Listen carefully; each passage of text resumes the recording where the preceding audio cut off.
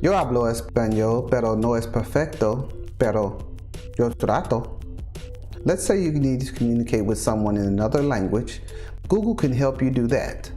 So let's click on Tools, and you can translate an entire document into a different language.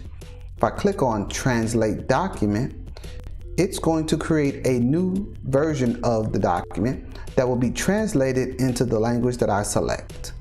In this case, I'm going to select Spanish.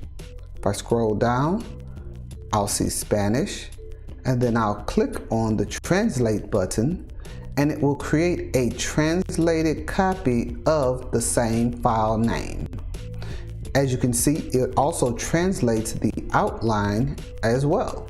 Google Docs uses Google Translate to change this language from your native language into your preferred language.